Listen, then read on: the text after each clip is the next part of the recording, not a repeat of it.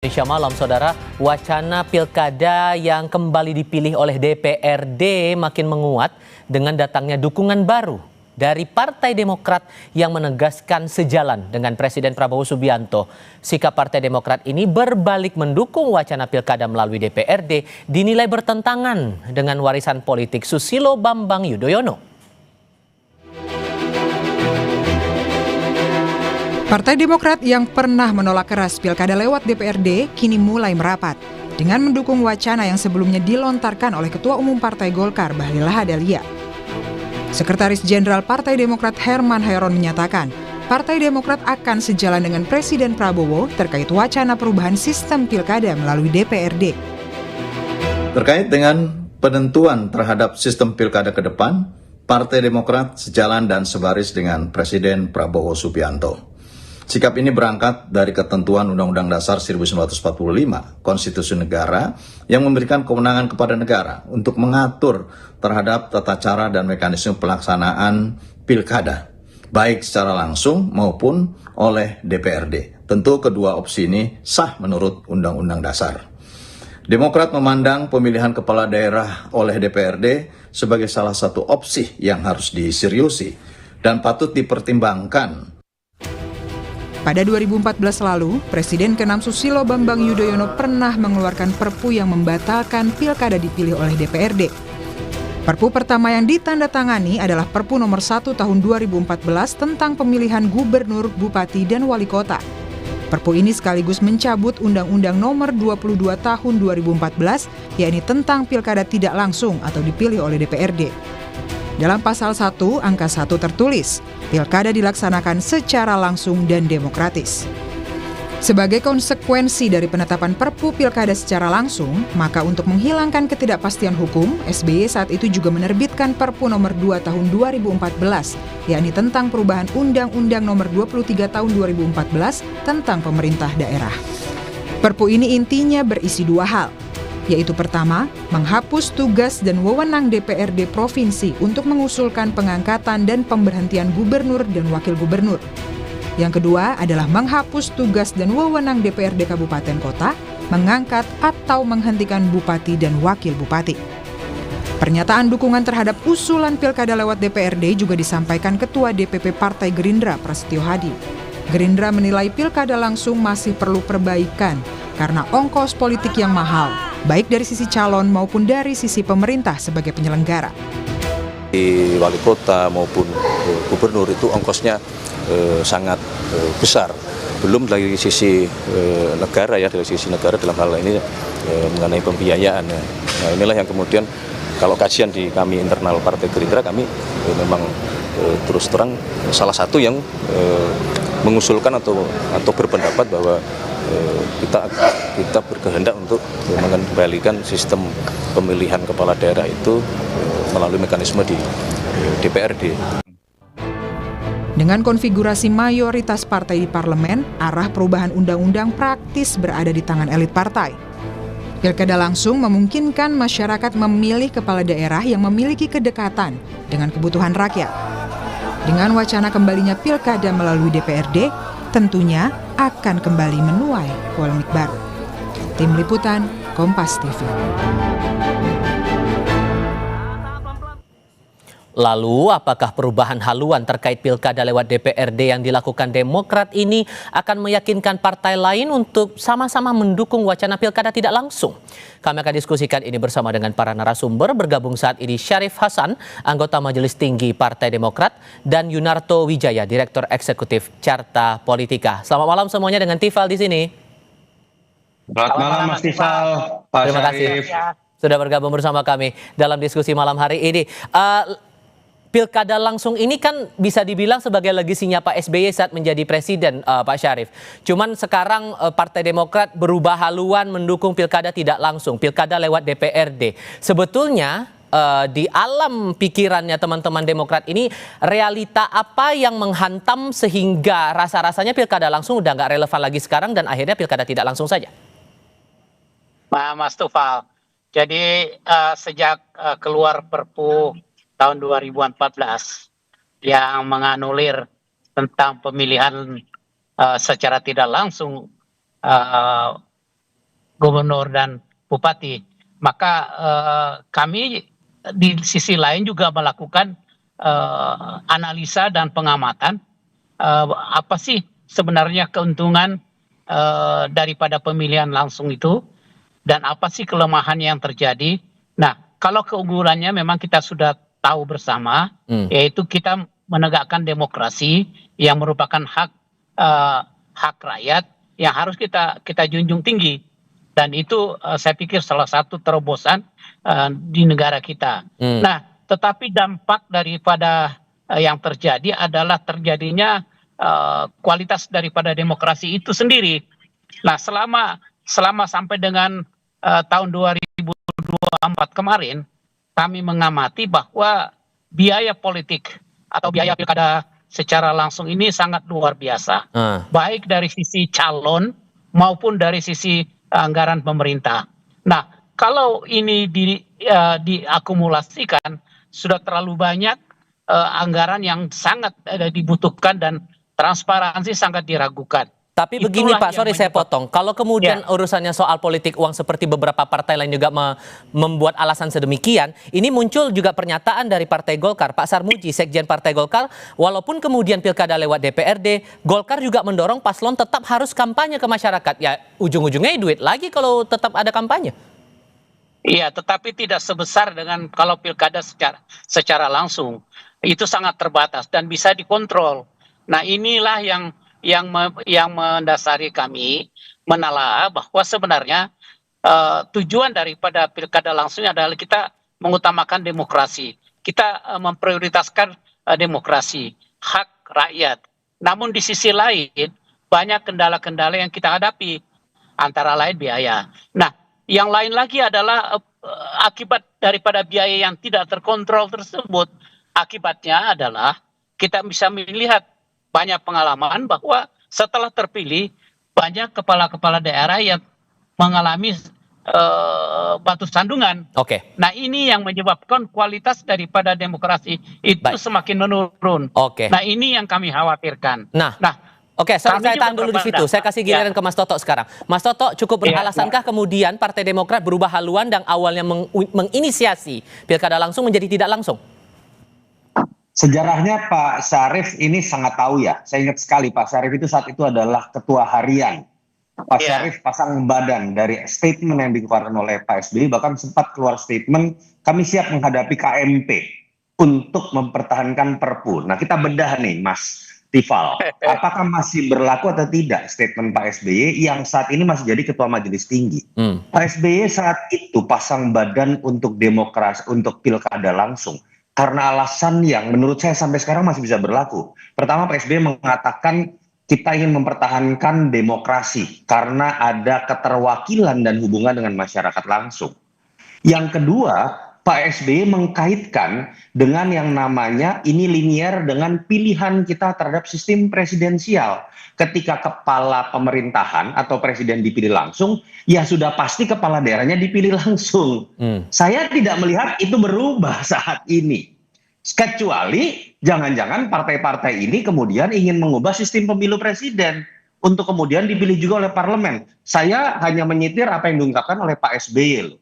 Yang kedua, saya pikir Pak SBY itu ketika dilihat legasinya adalah akhirnya mengeluarkan Perpu tentang pilkada langsung, Pak SBY sendiri itu adalah produk presiden pertama yang dipilih oleh sistem presidensial pemilihan langsung. Pada titik itu menurut saya kenapa SBY sangat pasang badan dengan konsep pilkada langsung. Menjawab apa yang dikemukakan oleh Pak Syarif dan saya pikir sejalan dengan statement dari masing-masing pendukung pilkada RD gitu ya. Ya, Mas Toto. Ya. Oke, boleh dilanjutkan. Ya, terkait dengan money politik yang selalu diutarakan. Kita tahu Mas Tifal bahwa yang namanya money politik itu kan ada pemberi, ada penerima. Lalu bagaimana logika dari para elit yang dihukum adalah penerimanya saja, masyarakat dengan diambil haknya. Pemberinya yang adalah para calon, partai, lalu apa hukumannya? Kalau kemudian logika itu juga dipakai, Mas Tifal, pertanyaan saya kepada para elit itu adalah, apakah dalam Pilpres dalam pileg money politik tidak terjadi, lalu kemudian apakah kita harus membubarkan pileg, lalu kita kemudian membubarkan pilpres juga dalam konteks pemilu langsung, kan nggak bisa. Sehingga menurut Lalu Anda ketika- apa di balik posisi Demokrat yang berubah ini, ada apa? Kalau yang namanya Gerindra konsisten dari 2014 ketika terjadi situasi ini, yang tidak konsisten, kalau betul ya, ini kan sebenarnya belum diambil keputusan, adalah PKB dengan Demokrat. Dan ini kan selalu kalau kita mau berspekulasi, saya anggap deh bentuk keterpaksaan dari posisi Demokrat yang sekarang menjadi bagian dari pemerintahan Prabowo Gibran, ketika resiko politiknya mungkin dianggap terlalu besar karena di situ ada ketua umum yang kemudian menjadi menteri. Moga-moga saya salah, tapi spekulasinya menurut saya kalau sampai Demokrat berani berbeda dengan sikap SBY yang menjadi legacy, memang di situ mungkin ada sebuah pertaruhan besar. Mungkin Pak Syarif yang nanti bisa menjawab. Nah, Pak Syarif, betulkah ada keterpaksaan karena masuk dalam koalisi pemerintahan makanya harus sama satu suara? Enggak, sama sekali tidak ada. Ini berdasarkan analisa dan pengamatan dari Partai Demokrat itu sendiri. Jadi sekali lagi kita serahkan aja kepada DPR nanti bagaimana membahasnya, dan tentunya kita memberikan dukungan yang terbaik, yang mana yang dipilih.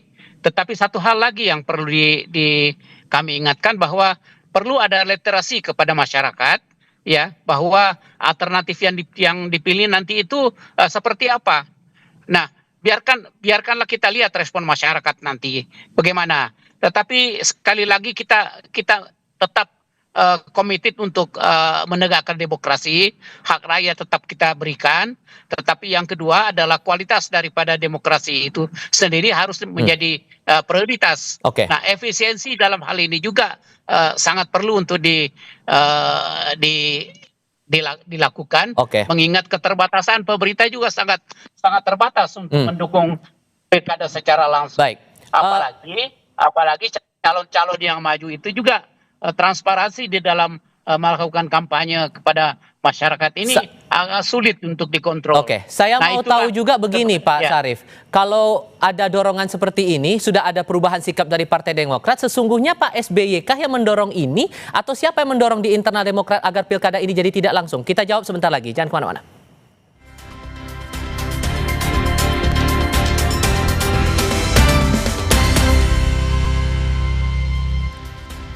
Kami masih berdiskusi dengan Syarif Hasan dari Partai Demokrat dan juga Yunarto Wijaya dari Carta Politika. Melanjutkan diskusi tadi, Pak, sesungguhnya ide untuk mengubah haluan, Partai Demokrat berubah haluan ke pilkada tidak langsung ini, apakah langsung dorongan dari Pak SBY atau dari pihak lain di internal partai? Ini melalui satu komite yang seperti saya jelaskan tadi, ini kita kan melakukan kajian yang mendalam sejak tahun 2014. Jadi dari kajian itu dan berdasarkan pemilu kada yang kita lakukan sampai dengan tahun 2024 kemarin ini, kami melakukan kajian yang sangat mendalam, dan dari kajian itulah timbul satu kesimpulan, dan kebetulan ada satu ide untuk melakukan perubahan. Nah, artinya dalam hal ini gayung bersambut, ya kami melakukan satu kesimpulan.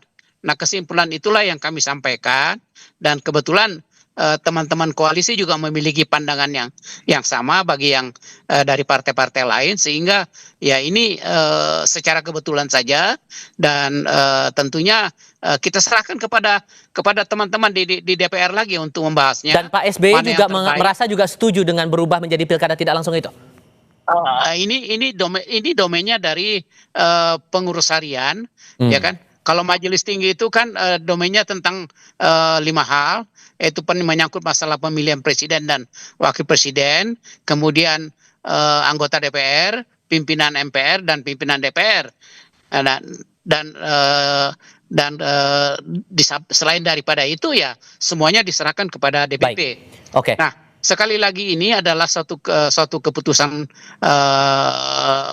partai yang tadi sudah dijelaskan oleh Pak Sekjen, dan tentu ini adalah merupakan salah satu juga langkah kami adalah kami menyerahkan sepenuhnya kepada masyarakat. Oke, cuman begini Pak, kalau ngomong-ngomong soal masyarakat, ini ada 2 lembaga survei yang sudah mengeluarkan rilis datanya, respon masyarakat atas rencana pilkada tidak langsung itu. Di Litbang Kompas, dalam rentang 83,5 sampai 85,1% berharap pilkada tetap berlangsung dengan sistem dipilih langsung oleh rakyat.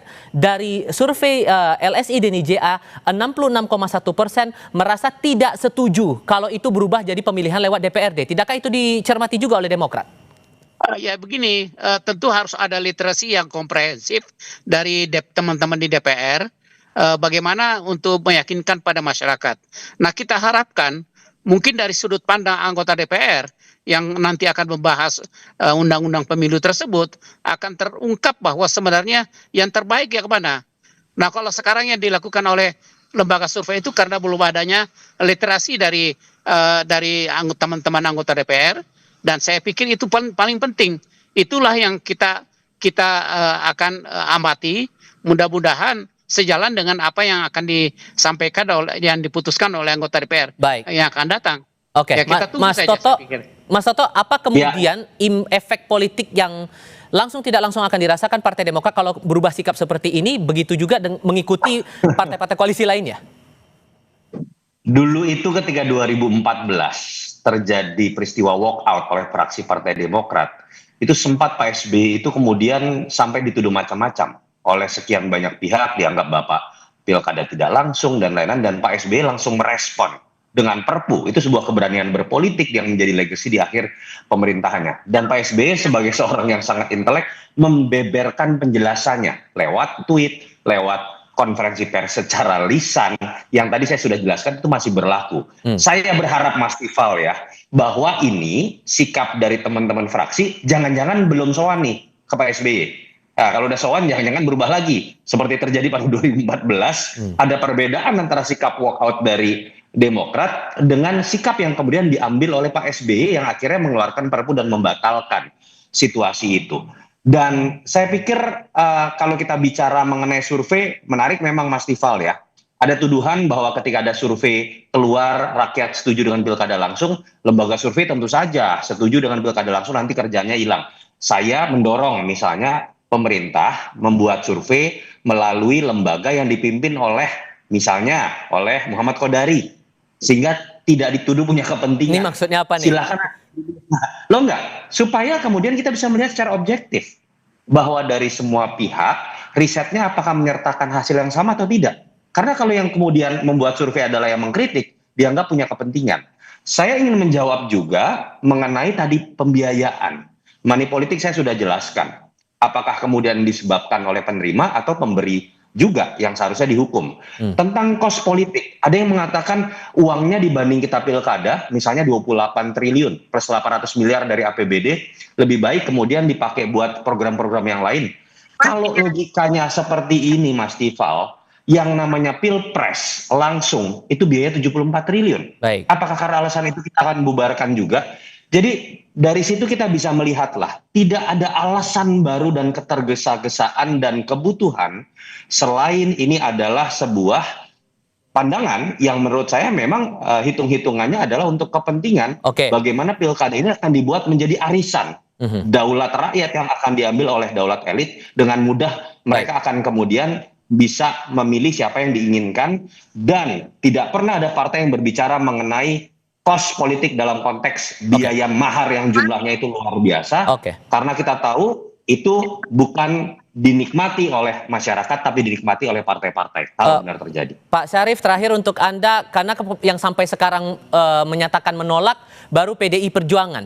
Apakah kemudian dari Partai Demokrat juga berupaya untuk lobby-lobby atau mungkin akan merangkul Partai Demokrasi Indonesia Perjuangan untuk ikut mendukung pilkada tidak langsung ini? Saya pikir masing-masing partai itu kan punya kebijakan sendiri-sendiri, dan itu sangat tidak etis rasanya kalau Partai Demokrat akan melakukan lobby untuk itu. Tetapi komunikasi itu memang perlu, tetapi sekali lagi kita menghargai independensi masing-masing partai. Saya pikir mudah-mudahan dengan demikian mana yang terbaik nanti ya kita tunggu saja. Mudah-mudahan literasi yang dilakukan oleh teman-teman DPR itu bisa sangat memberikan pencerahan yang baik dan luas kepada masyarakat. Saya pikir itu. Oke, terakhir Mas Toto, kemungkinan itu ada atau tidak kalau PDIP juga ikut berubah pikiran? Menurut saya PDI Perjuangan ada dalam posisi lebih tidak punya beban. Nggak ada kadernya yang jadi menteri. Apalagi ketua umumnya yang jadi menteri. Meskipun Jadi sendirian di menurut luar saya pemerintahan? Ya, ini bukan masalah menang atau kalah, tetapi kemudian pengambilan sikap yang akan dilihat dalam sejarah. Dan kita tahu upaya-upaya seperti ini sudah sering terjadi. Kekuatan demokrasi itu bukan ditentukan oleh matematika politik dalam DPR saja. Baik. Masyarakat dalam demonstrasi di lapangan pernah menggagalkan upaya untuk mengintervensi keputusan MK terkait dengan usia dan kemudian threshold dalam penentuan pilkada. Baik. Semoga itu tidak terjadi lagi, tetapi kita tahu ketika ada persekongkolan dalam pengambilan keputusan yang sifatnya sepihak, mau tidak mau masyarakat dan semua elemen di luar trias politika mungkin akan turun. Oke, baik. Mas Toto, Pak Syarif, terima kasih banyak sudah mau bergabung dalam diskusi kami kali ini. Sehat selalu semuanya Pak Syarif, hati-hati di jalan ya. Selamat malam. Terima kasih.